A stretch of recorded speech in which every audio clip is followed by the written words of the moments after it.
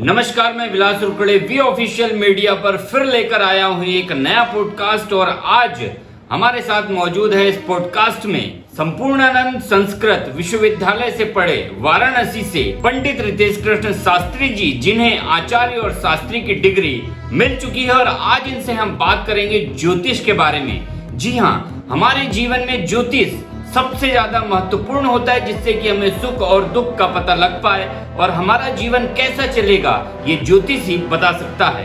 तो आज ज्योतिष पे बात करेंगे पंडित रितेश कृष्ण शास्त्री के साथ। हमारे साथ स्टूडियो में मौजूद है पंडित रितेश कृष्ण शास्त्री। राधे राधे महाराज। राधे राधे। स्वागत है आपका वी ऑफिशियल मीडिया पर। और सबसे पहले आप हमारे दर्शकों को अपना परिचय दीजिए। मैं आपको बताना चाहूंगा कि ये महाराज जी के साथ हमारा दूसरा एपिसोड है पॉडकास्ट का। हमने पहले भी एक पॉडकास्ट किया है, आप यहाँ पे लिंक दे रहा हूँ, आप वो देख लीजिएगा। और ये हमारा दूसरा है। तो महाराज जी का बहुत बहुत स्वागत है आज हमारे पॉडकास्ट पर। तो महाराज जी, सबसे पहले अपना परिचय से शुरुआत करते हैं। आपका परिचय दीजिए शॉर्ट में। पंडित रितेश कृष्ण शास्त्री, श्रीधाम वृंदावन शिक्षा दीक्षा स्थान और वर्तमान स्थान वाराणसी वार्ड नंबर 1 में है। भगवान की दया से यहीं पर राम नाम कीर्तन पूजन पाठ चलते रहता है। सबसे पहले हमारे दर्शकों को ये बताइए पंडित जी कि ये ज्योतिष क्या होता है और इसका जीवन में क्या उपयोग होता है। देखिए, ज्योतिष, सबसे पहले ज्योतिष शब्द का अर्थ जानिए कि ज्योति मतलब प्रकाश देने वाले। प्रकाश देने वाले तारे, सूर्य, चंद्र, ग्रह, उपग्रह और नक्षत्र, इनकी जो चाल है, इनकी चाल की गणना करके शुभ और अशुभ समय का ज्ञान हो जाए, वही ज्योतिष है। तो ज्योति मतलब प्रकाश, और ज्योति प्रकाश देने वाले जो है ग्रह, उपग्रह, तारे, सूर्य, चंद्र, इनकी गणना करके जो समय निकाला जाता है वह होता है ज्योतिष। उसको बोलते हैं ज्योतिष। शुभ और अशुभ को जानने का जो हमारे पास सूत्र है, जो तरीका है, जो फॉर्मूला है, वही ज्योतिष है। ये लोगों के जीवन में कैसे काम करता है ज्योतिष? ज्योतिष से होता क्या है लोगों के जीवन में? ज्योतिष के जीवन में आप यूं मान लीजिए कि कुछ ऐसे महाराज होते हैं जो भविष्य बताते हैं, लेकिन हम तो ये कहते हैं कि अगर ज्योतिष का बहुत अच्छा ज्ञाता हो, ज्योतिष को जानने वाला हो, तो जन्म से लेकर मृत्यु तक बताया जा सकता है। ज्योतिष में हमारा मानना यह है कि अगर ज्योतिष को अच्छे तरीके से जान लिया जाए और जानने के बाद मान लिया जाए तो पूरा जीवन ज्योतिष के अनुसार कर्म करके जीवन भी बदला जा सकता है। अब दूसरी चीज, ज्योतिष से क्या जाना जा सकता है और क्या नहीं। तो ज्योतिष से क्या नहीं जाना जा सकता, जन्म से लेकर मृत्यु तक सब कुछ जाना जा सकता है। राजा परीक्षित को ज्योतिषियों ने 7 दिन पहले बता दिए थे कि आपकी तक्षक सर्प के काटने से मृत्यु होगी। अच्छा। तो ज्योतिष वो चीज है कि आज का, कल का और भविष्य का और जो बीत गया वह भी बता सकता है, वो है ज्योतिष। सब कुछ ज्योतिष के माध्यम से आप जान सकते हैं, लेकिन बात यह है कि अच्छा जानकार होना चाहिए ज्योतिष। यह नहीं कि लोगों को डरा करके, भ्रामित करके, भयावह कर से उनसे धन लेने की वासना हो, यह नहीं होना चाहिए। ज्योतिष का एक उद्देश्य देखिए, जो हमारे वेद हैं, वेद के 6 अंग हैं, वेद के 6 अंग हैं, और 6 अंगों में ज्योतिष भी विशेष महत्व रखता है। और ज्योतिष वेदा चक्षु कहा जाता है कि वेदों के जो नेत्र हैं, वेदों के जो चक्षु हैं, वो ज्योतिष है। आपको बहुत सारे मंत्र आते हैं, पर आपकी जीवन की समस्या हम दूर नहीं कर सकते। क्यों? हमें पता ही नहीं है कहाँ सूर्य है, कहाँ राहु है, क्या प्रभाव पड़ रहा है, कौन सा ग्रह क्या कर रहा है। अगर ज्योतिष का ज्ञान है तो जीवन को बदला जा सकता है। तो ये ग्रह नक्षत्र कैसे प्रभाव डालते हैं एक मनुष्य के जीवन में? ग्रह नक्षत्र इस प्रकार से प्रभाव डालते हैं कि वास्तविकता सबसे पहले ग्रह से ले लीजिए, सूर्य से। जब सूर्य अपनी तेज गति पर, चरम सीमा पर गर्मी में होते हैं, तो ऑटोमेटिक पृथ्वी पर भी परेशानी होने लगती है। अच्छा। सूर्य को जल देते हैं तो आप देखते हैं कि जब सूर्य का जल पृथ्वी पर दे रहे हैं और सूर्यदेव कहाँ प्रसन्न हो रहे हैं, तो आसमान में। उसी प्रकार जब सूर्यदेव तेज चलते हैं तो सूर्य की गति भी हमारे को प्रभावित करती है। और हमारी मति अगर सही है तो हमारी मति से सूर्य की गति को आप सही कर सकते हैं। रोज प्रतिदिन सूर्य को जल दीजिए, आपका वर्चस्व रहेगा, आपका नाम रहेगा। इस प्रकार से ग्रह उपग्रहों का हमारे ऊपर बहुत प्रभाव है। और हम तो ये कहते हैं हमारे जीवन में जो काल चक्र चल रहा है, सब कुछ नवग्रहों का ही खेल है। कि वाणी अगर अच्छी है तो सरस्वती होगी, और सरस्वती होगी तो लक्ष्मी जी स्वयं आ जाएगी। वाणी बिगड़ जाने के कारण कुंभकर्ण ने क्या बोल दिया, भगवान मुझे इंद्रासन चाहिए, पर उसके मुंह से निकल गया निंद्रासन। तो अपनी वाणी को, अपने कर्म को सुदृढ़ करके ज्योतिष का सहारा लेकर के जीवन को बदला जा सकता है। तो मुझे ये बताइए महाराज जी कि क्या कर्म जो है भाग्य से बड़ा होता है? कर्म और भाग्य दोनों एक दूसरे के पूरक हैं। अच्छा। अगर हम आपको बता दें आपके भाग्य में बहुत बड़े राजनेता बनने के योग हैं आपकी कुंडली में, या आपके हाथ में हस्तरेखा है और कर्म ना हो बिल्कुल भी, तो भाग्य कुछ करेगा क्या? अच्छा, है ना। और अगर कोई व्यक्ति ऐसा भी है कि दिन भर उसे 3 घंटे मेहनत करता है, लाखों रुपए कमाता है, कोई व्यक्ति 8 घंटे मेहनत करके भी 300 ही कमाता है, कर्म तो दोनों कर रहे हैं, 300 वाला तो ज्यादा कर्म कर रहा है।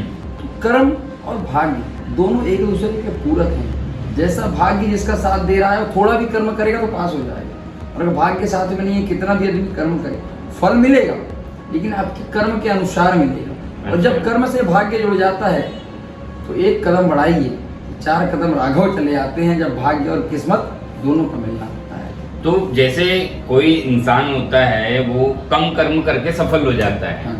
और कोई जिंदगी भर कर्म ही करते रहता है लेकिन कभी सफल नहीं होता, तो इनमें क्या अंतर रहता है फिर? इनमें अंतर ये है कि आज आप भी देखते होंगे कि कोई व्यक्ति पूरे दिन गलत कर्म कर रहा है, फिर भी जीवन में सुख शांति बनी हुई है। कोई व्यक्ति पूरा दिन ईमानदारी से मेहनत कर रहा है, फिर भी घर में दाल चावल के लाले पड़े हुए। तो इसमें कुछ तो पूर्व जन्म की भी महत्ता है। कुछ पूर्व जन्म में कोई अच्छे कर्म करके आया, इस जन्म में राजा साहब जैसे जीवन जी रहा है। कुछ पूर्व जन्म में ऐसे कर्म कर दिए कि पूरा जीवन मेहनत कर रहे हैं, उसका फल नहीं मिल रहा। कोई ब्रह्म हत्या हो गई, कोई बड़ा पाप हो गया पूर्व जन्म में, उसको इस जन्म में चुकाना पड़ेगा। तो कर्म का सारा खेल है जीवन में। इसलिए गोस्वामी तुलसीदास जी कहते हैं कि कर्म प्रधान विश्व करि राखा, को करि तर्क बड़ा वही साखा। तो कर्म जो है महत्वपूर्ण है। तो जैसे आपने बताया कर्म महत्वपूर्ण है, तो जैसे जितने लोग अगर दुखी हैं तो इसका मतलब उनके कर्म बढ़िया नहीं है। देखिए, हमारा आपसे यही कहना है, कुंडली, ज्योतिष, भगवान, पूजन पाठ सब कुछ अपनी अपनी जगह है, पर जो 100% लौट करके रिटर्न फल है तो वह कर्म है। कर्म कहीं नहीं जाता है। अच्छा। स्वर्ग और नरक सब यही है। आप जैसा कर्म करेंगे, आज नहीं कल, कल नहीं परसों, अपने अपने कर्मों का फल सबको मिलता है। आज नहीं तो कल मिलता है। और जैसा कर्म करेंगे, कोई व्यक्ति आप देखिए 40 साल से संघर्ष कर रहा है, लेकिन एक समय ऐसा आता है परिपूर्ण हो जाता है, धन धान्य घर ऐश्वर्य बंगला गाड़ी। तो कर्म करते रहिए, फल जरूर मिलेगा। और दूसरी चीज, कर्म हमारे हाथ में है, फल ऊपर वाले के हाथ में है। जब आपके अंदर जो योग्यता होगी, आप करोड़ों रुपए संभालने लायक हैं, आप राजपाट संभालने लायक हैं, तो ऑटोमेटिक भगवान कुछ ऐसा कर देंगे कि राजपाट के आप मालिक बन जाएंगे। आपके अंदर योग्यता ही नहीं है। किसी को 10 करोड़ रुपए दे दिए जाए, रात भर में गिनना है, वो व्यक्ति गिन ही नहीं पाएगा, तो उसको 10 करोड़ कैसे दे देंगे भगवान? अच्छा, तो मुझे ये बताइए महाराज जी कि जो नॉर्मल लोग हैं, तो फिर वो सुख शांति के लिए क्या उपाय कर सकते हैं घरों में कि उनके घर में सुख शांति रहे?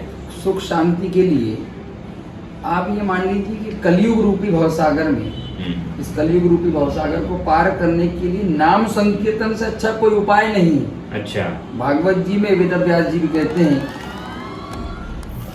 कि यत् फलम नास्ति तपसा न योगेन समाधिना तत्फलम लभते सम्यक कलौ केशव कीर्तना। जो फल तपस्या करने से नहीं है, जो फल साधना करने से नहीं है, न योगेन समाधिना, जो योग करने से भी नहीं है, तत्फलम लभते सम्यक, वह फल कलयुग में सम्यक रूप से नाम कीर्तन से प्राप्त हो सकता है। और इसी बात को हमारे गोस्वामी जी क्या कहते हैं, कलयुग केवल नाम आधारा, सुमिर सुमिर नर उतर नहीं पारा। प्रयास कीजिए अपने घर में, अपने ऑफिस में, अपने कार्यशाला में 5 मिनट 10 मिनट जो आपसे हो सके बैठ करके राम राम शिव शिव राधा राधा जरूर नाम लीजिए। नाम की जो पॉजिटिव एनर्जी होती है ना, तो उसी में ही भगवान प्रसन्न हो जाते हैं। और नहीं तो आप करोड़ों रुपए की धूप अगरबत्ती जला रहे हैं, तो किसी का दिल दुखी कर दिए, उससे कोई पुण्य नहीं है। चलिए ठीक है। कई लोगों का आज के समय में ये होता है, अभी अधिकतर देखा जाता है कि कई लोगों का पर्याप्त एज होने, उम्र होने के बाद भी उनके विवाह नहीं होते। तो इसको क्या समझा जा सकता है? आधुनिकता समझी जा सकती है, या फिर भाग्य नहीं है, या इनका ज्योतिष ठीक नहीं है इसलिए विवाह नहीं हो रहा? आज के व्यक्ति ने आधुनिक के चक्कर में, आधुनिकता के चक्कर में अपनी प्राचीन सीमाओं को लांघ दिया है। अच्छा। माता पिता के संस्कार को भूल गया, माता पिता की आज्ञा को भूल गया। ये कहता है कि मेरे पिताजी हैं, पिताजी को मानता है, पर पिताजी की बात नहीं मानता है। अच्छा। तो जब तक माता पिता का आशीर्वाद और माता पिता की सहमति अगर बालक पर नहीं है, तो उसका जीवन सफल नहीं हो सकता है। अगर माता पिता परेशान नहीं है, आपसे प्रसन्न है, तो आपका जीवन स्वयं, देखिए इसी चीज को आप ज्योतिष से जोड़ कर देखिए। अगर आप अपने पिताजी की सेवा करते हैं, पिताजी को प्रसन्न रखते हैं, तो आपका सूर्य मजबूत होगा। अच्छा। और जब सूर्य मजबूत होगा तो आपका समाज में, नगर में प्रतिष्ठा होगी, आपका एक वर्चस्व होगा। इसीलिए कहते हैं कि परिवार से जुड़कर रहिए, परिवार से जुड़कर रहिए। एकता में ही सब कुछ है। देखिए झाड़ू का तिनका होता है, उसको आप फेंक देते हैं, जब वही बहुत से तिनके बंधे हुए होते हैं तो वो कितने कचरों को फेंक देते हैं। अकेले माता पिता की सेवा कीजिए। इसी चीज को आप कुंडली से, ज्योतिष से जोड़ सकते हैं। आपका ये सवाल बहुत अच्छा है कि ग्रहों को कैसे कंट्रोल में करें, कैसे सुख शांति आएगी। बहन के लिए कुछ गिफ्ट, बहन को कुछ पुरस्कार, आप बात कर लीजिए अपनी सिस्टर से, मन प्रसन्न हो, कोई ना कोई एनर्जी आपके पास से उनके पास जाने की, आपका बुध प्रबल होता है। पिता की सेवा कीजिए, आपका सूर्य प्रबल हो जाएगा। माता जी की सेवा कीजिए, आपका शुक्र प्रबल हो जाएगा। पूजन पाठ करना ही किसी भी चीज का समाधान नहीं है। अब कोई व्यक्ति बहुत बड़ी समस्या में फंसा हुआ है और उसे बता दिया जाए कि एक ही समाधान है, यज्ञ करना पड़ेगा, नहीं, पहले कुछ ऐसे कर्म करें कि समस्या से बाहर आ और फिर राम नाम का कीर्तन करें। ये उपाय है, इन्हीं को करने से ज्योतिष से लेकर के जीवन में, अपने जीवन में उन्नति एवं सफलता की ओर जाया जा सकता है। जैसे महाराज जी, अभी आपकी एज लगभग 24-25 साल 25 साल है, तो मुझे ये बताइए कि जैसे जो घटनाक्रम घटते हैं हमारे देश में, प्रदेश में, मोहल्ले में, गांव में, कहीं पे भी, तो क्या इसका पता ज्योतिष और ग्रहों और कुंडली के माध्यम से लगाया जा सकता है कि लगाया जा सकता है, बिल्कुल लगाया जा सकता है। तो फिर इतनी बड़ी बड़ी जैसी चीजें हो जाती है, तो फिर जो बाबा लोग हैं, ज्योतिषाचार्य लोग हैं, ये पहले से क्यों नहीं बता देते कि इन चीजों के लिए बच जाए? क्या कहना चाहेंगे? क्योंकि आपकी एज 25 साल है, इसलिए मैं आपसे ये क्वेश्चन कर रहा हूँ। 25 साल की उम्र में आपने बहुत सारी चीजें कर चुके हैं और अभी आगामी तरीके से कर भी रहे हैं। जो घटना उपघटना क्रम है, वह देश में जो भी होता है, हम हो या और अन्य लोग भी हैं, ज्योतिष के द्वारा पहले ही घटित होने वाली घटना का आगामी संदेश दिया जा चुका है। अभी हमारी एक रचना दीदी है वृंदावन से, उन्होंने ज्योतिष के अनुसार बताया था कि में मार्च से जून के बीच में कहीं ना कहीं फ्लाइट क्रैश हो सकती है। मार्च में आपने सुना था फ्लाइट क्रैश पिछले साल। तो ज्योतिष के माध्यम से सारी चीजों का, सारी घटनाओं का पता लगाया जा सकता है, लेकिन कब होगी, कहाँ होगी और किस प्रकार होगी, यह नहीं लगाया जा सकता। ये नहीं लगाया सकता। क्यों नहीं लगाया जा सकता? आज सूर्य यहाँ से दूसरे स्थान पर परिवर्तन कर रहे हैं, तो सूर्य की गति से इतना क्षेत्र विशेष प्रकार से प्रभावित होगा, ये राशियां विशेष प्रकार से प्रभावित होगी।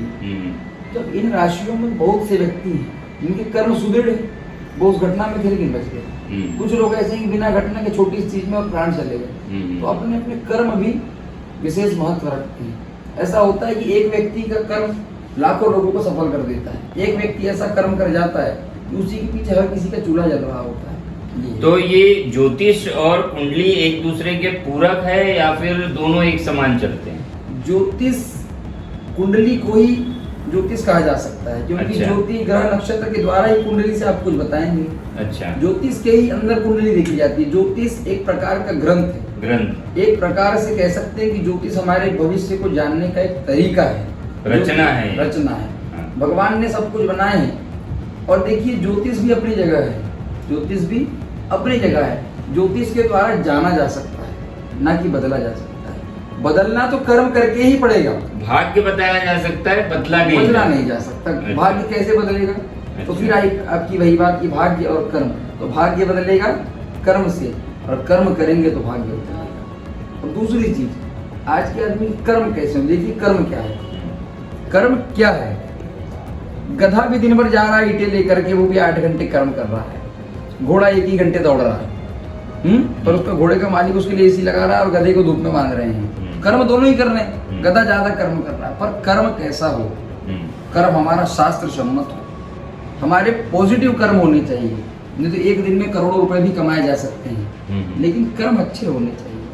अगर कर्म से ही देखिए, कर्म अच्छे होंगे तो आपका नाम होगा, और नाम होगा तो सारा काम होगा। और नहीं तो कर्म ऐसे करे कि बहुत सी दौलत आ गई, बहुत सा धन ऐश्वर्य आ गया और नाम ही नहीं है। आपको अपने आप में मन कहना चाहिए कि मैं सकारात्मक हूँ, मैं सकारात्मक कार्य करता हूँ, वो कर्म है। अपने कर्म का विशेष ध्यान रखें। तो ये ज्योतिष और पंचांग, तो ज्योतिष का ही पंचांग देखा जाता है? ज्योतिष के अंदर पंचांग होती है। देखिए ज्योति मतलब क्या होता है? ज्योतिष का मतलब प्रकाश देने वाले ग्रह उपग्रहों को कहते हैं ज्योतिष। अब रही बात पंचांग की, तो पंचांग क्या है? जो हमारे दिन वार नक्षत्र होते हैं, तिथि वारम च नक्षत्र कर्ण योगमेव च यत् तत्रैक पंचमम पंचांगम तन्निगद्यते। तिथि वार नक्षत्र करण और योग, ये पांचों चीजों को देख करके ही पंचांग। पंचांग में क्या देखते हैं आप? अच्छा। कौन सी तिथि है, कौन सा वार है, कौन सा नक्षत्र है, कौन सा करण है, इन तीनों पांचों चीजों को शुभ योग, शुभ करण, शुभ तिथि मिल जाए तो शुभ मुहूर्त तैयार हो जाता है। यही है विषय पंचांग। अच्छा, ये जैसे आजकल के जो बच्चे होते हैं जी। तो कुंडली वगैरह बनाना बहुत जरूरी है आज, या फिर ठीक है कोई दिक्कत नहीं, नहीं भी बनाएंगे तो काम? बिल्कुल अति आवश्यक है, अति से ज्यादा आवश्यक है। अच्छा। आपके बच्चे की कुंडली में लिखा है कि लोहे का कार्य करेगा तो सफल होगा। हाँ। आपने बच्चे के लिए लकड़ी का व्यापार डाल दिया, अच्छा। कैसे सफल होगा बच्चा? हाँ, बच्चे की कुंडली में मंगल उच्च का है, आप शनि का व्यापार करा रहे हो लोहे का, कैसे सफल होगा? तो अपने जीवन में हर कदम को उठाने से पहले अगर ज्योतिष का सहारा व्यक्ति ले तो असफल नहीं हो सकता। ज्योतिष को, लेकिन सही तरीके से ज्योतिष को जानने वाले होना चाहिए और ज्योतिष को मानने वाले भी होना चाहिए। नहीं तो हम बता रहे हैं शनिवार को ये उपाय करना है, आपने कर दी गुरुवार को, तो शनिदेव वापस घर आ जाएंगे कि नहीं आ पाएंगे? बिल्कुल। फिर तो कर्म और समय के अनुसार कर्म। और दूसरा एक और आपकी बात बहुत अच्छी लगी, कर्म कैसे होने चाहिए। तो जैसा धर्म होगा वैसे ही कर्म होंगे। नहीं तो आपका ये वाला धर्म हो गया तो फिर कर्म राम राम कैसे आप बोलेंगे? बताइए। तो कर्म क्या है? वेद प्रणहित वो धर्म, जो वेद बोलता है वही कर्म है। जो वेद में लिखा है कि आपकी उम्र आज लगभग 30-35 साल होनी चाहिए, 30 साल में, 25 साल में, आप 30 साल में अगर आपका विवाह हो गया तो आपका क्या कर्म है? आपका कर्म है धर्म पत्नी की सुरक्षा करना, घर का लालन पालन, माता पिता की सेवा, सबका ध्यान रखना, ये आपका कर्म है। अब आप बोलोगे मैं पैदल यात्रा में जा रहा हूँ 1 महीने के लिए, तो परिवार का कौन ध्यान रखेगा? अब एक छोटा सा बच्चा है, उसका क्या कर्म है? अध्ययन करना। अब वो बोले मैं भागवत करूंगा, अभी उम्र है 10 साल, तो पढ़ने का विषय है। तो कर्म समय के अनुसार। तो जैसे आपने ये कहा, तो मुझे ये बताइए कि अपना घर में कुछ झगड़े हो जाते हैं, पारिवारिक कलह हो जाता है, तो क्या यहाँ पे भी ज्योतिष को मानने वाली बात है कि ज्योतिष को कैसे किया जा सकता है इसको? देखिए, आप दिन भर जो भी करते हैं, जो भी घटनाएं आप देखते हैं, दिमाग में वही चीज चलती है। कई बार कुछ ऐसी चीजें देखने में आ जाती हैं या अपने साथ घट जाती हैं जिससे माइंड स्ट्रेस में आ जाता है। और अगर उसी बीच में आप ऐसा नियम बना लेते हैं कि 1 घड़ी आधी में पुनिहार, 1 घड़ी मतलब 24 मिनट, 1 में से आधी मतलब 12 मिनट, 1 घड़ी आधी में पुनिहार, लगभग 6 मिनट, 5-6 मिनट का समय व्यक्ति निकाल सकता है। और 5 मिनट बैठकर राम नाम का कीर्तन कर रहे हैं, तो भले किससे कलेश हो गया है घर में, आपसे दिन भर बात ना करेगा, आप जब आरती करने के लिए खड़े हो जाते हैं पूजा, पूरा परिवार एकत्र हो जाता है और वहीं से जो पॉजिटिविटी निकलती है, वहीं से माइंड सेट राइट हो जाता है।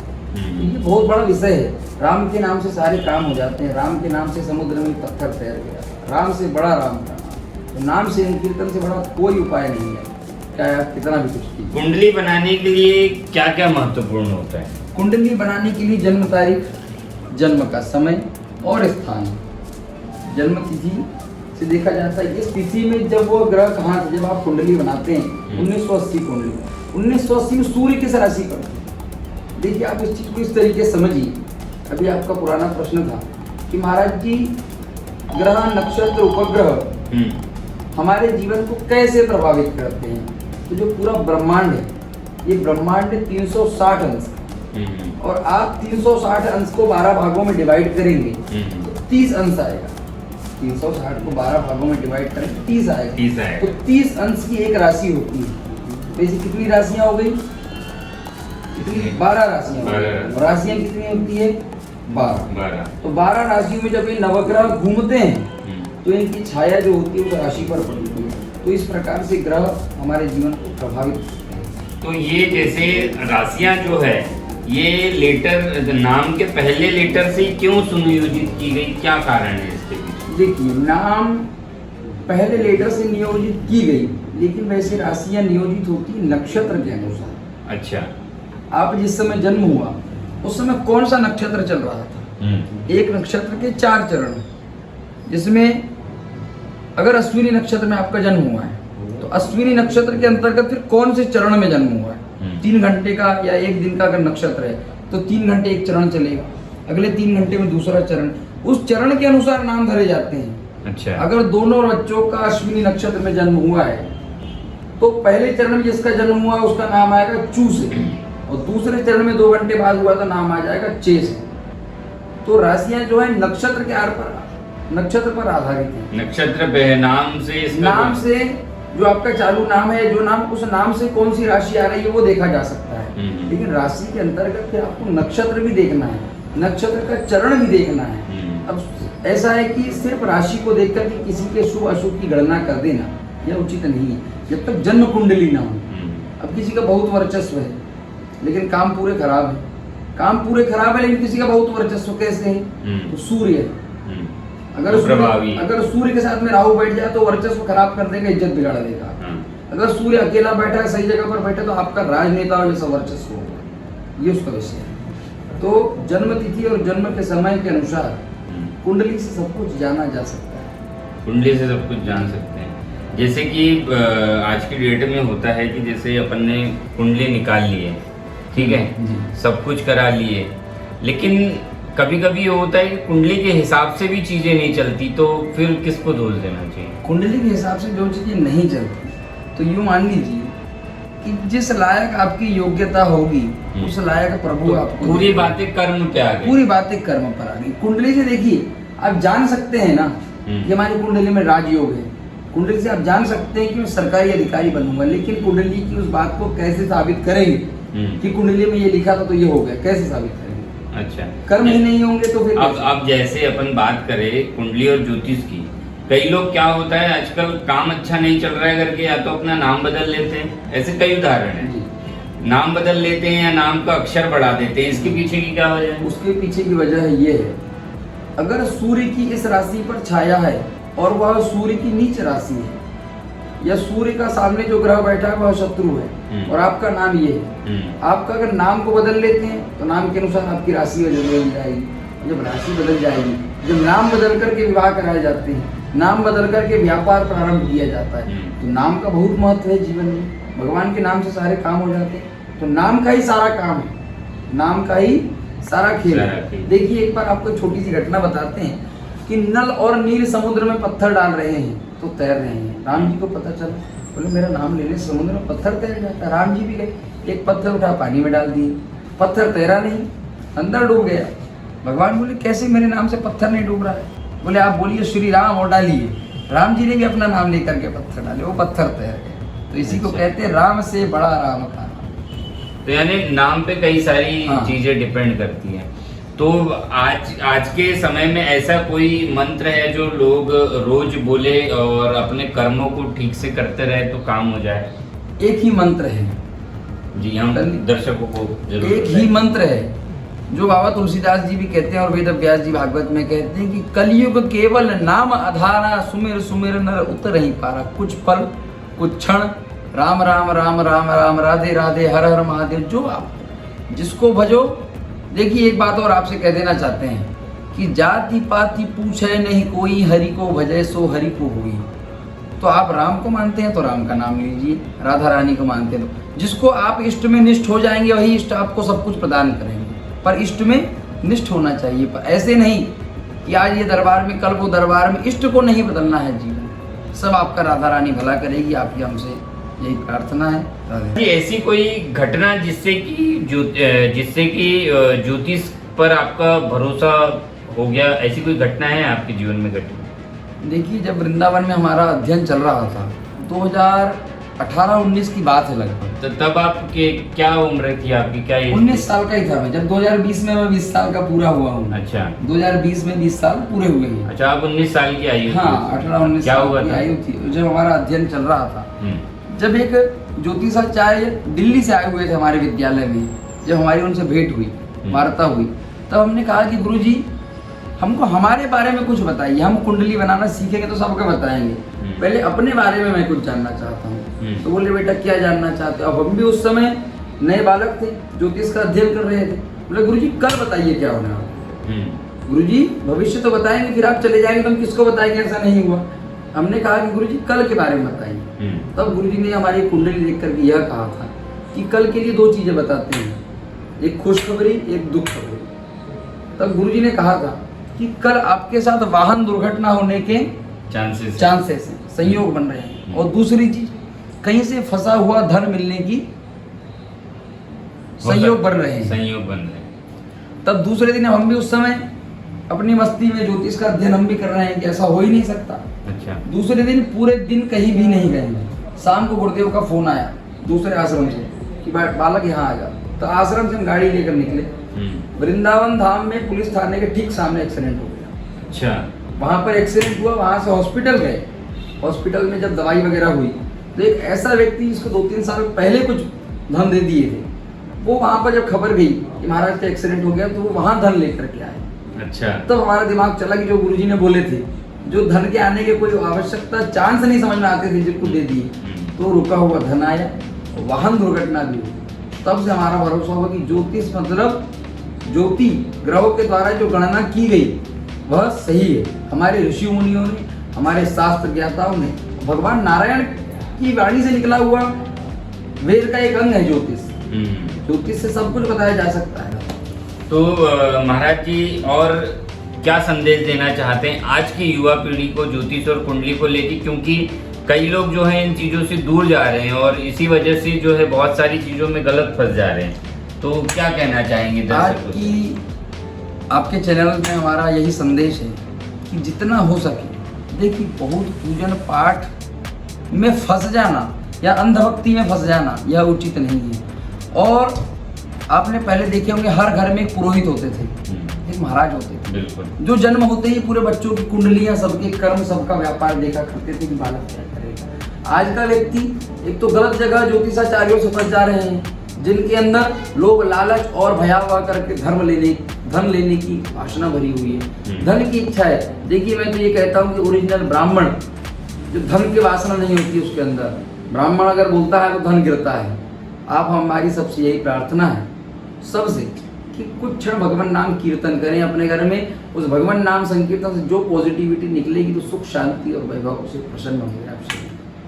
तो महाराज जी जैसे आपने वृंदावन से पढ़ाई की, तो आपके जैसे और भी युवा वहाँ पे बहुत से ऐसे तो ब्राह्मण बालक हैं जो राधा रानी के दरबार श्रीधाम वृंदावन से अध्ययन करके पूरे देश विदेश में और पूरी दुनिया में धर्म की ध्वजा को लहरा रहे हैं। वृंदावन की ऐसी कोई खास बात जो लोगों को बहुत अच्छी लगे और दर्शन करने के लिए वो घर से निकल पड़े? वैसे तो जाते ही हैं, लेकिन ऐसी कोई खास बात वृंदावन के बारे में? वृंदावन की खास बात बस यही है कि हमारे वृंदावन के जो राजा हैं बिहारी जी, उनका प्रेम था राधा से, है ना। और प्रेम ऐसा होना चाहिए जैसा भगवान को राधा से था, कि भले विवाह किसी से भी हो गया लेकिन प्रेम बना रहा। इसीलिए कहते हैं कि प्यार में इतनी बाधा देखी फिर भी कृष्ण संग राधा देखी। देखिए राधा जिससे प्रेम होता है उससे प्रेम शुद्ध, सात्विक और आपकी भाषा में कहते तो पॉजिटिव होना चाहिए। वासना को प्रेम नहीं कहते। और आप हमारी सबसे यही प्रार्थना है सभी से, धर्म से जुड़े, नारायण से जुड़े, भगवान नाम कीर्तन करें। भगवान आप सभी का मंगल करेंगे। जय श्री राधे, जय श्री श्याम। तो ये थे हमारे साथ वी ऑफिशियल मीडिया पर आज रितेश कृष्ण शास्त्री जी। आई होप आप लोगों को आज ज्योतिष और कुंडली के बारे में पूरी जानकारी मिली हो। आप नीचे कॉन्टेक्ट नंबर दे रहे हैं पंडित जी का, आप उनसे संपर्क भी कर सकते हैं, इस विषय पर जान सकते हैं। मैं विलास उरकुड़े वी ऑफिशियल मीडिया पर जल्द ही मिलता हूं एक नए गेस्ट के साथ एक नए पॉडकास्ट में। नमस्कार, धन्यवाद, जय हिंद, वंदे मातरम।